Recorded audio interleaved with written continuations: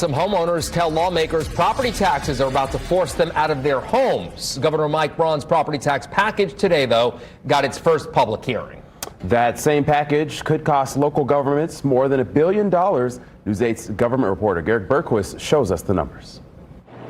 Right now, the proposal is virtually identical to what Braun offered on the campaign trail, and 2 central Indiana mayors say it could jeopardize public safety.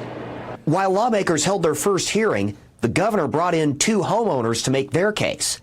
Jenny Wright says her taxes went up $1,200 over 4 years. We're very close to having our home paid off, and my concern is that we're going to get our home paid off and then we're going to spend, all that extra savings paying taxes, and we're still young enough to be working for several more years. The plan would let you take either a 60% homestead deduction or reset your property tax bill to what it was in 2021. I think every Hoosier homeowner, to some extent or another, has had some version of what you're talking about.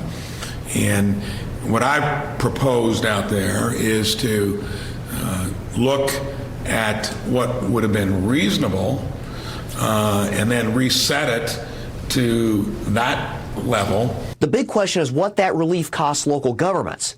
The state's budget writers say Braun's plan would cost local governments a combined total of more than $1 billion. The negative impacts of this bill would likely lead to a mandated 10 to 15% cut, which would put the city of Terre Haute in a very, very poor position from a public safety standpoint. Sac-Bun and Carmel Mayor Sue Finkum say they're not against property tax reform, but a more targeted approach could head off some of the damage. Finkum says Carmel could lose $26 million under the current plan. That's a quarter of the city's general fund. That is going to impact every single service we offer. It would be a dissatisfier when it comes to building inspection, fence permitting, public safety, you name it. Every single thing would have to be touched. Braun says he's willing to work with local officials, such as Finkum and Sac-Bun, but he says he wants them to keep looking for ways to save on their own. I'm going to always be listening to something that's reasonable because we don't want to sacrifice essential services. We want to plow resources into our school districts, but look at it from both angles, which is what I'm doing. The bill is still very early in the legislative process. Bill author Senator Travis Holdman says he'll file an amendment next week based on the testimony we heard today. If you would like to see how the property tax plan would affect your local government, take out your phone and scan the QR code on your screen. That will take you to the As Seen On section of our website.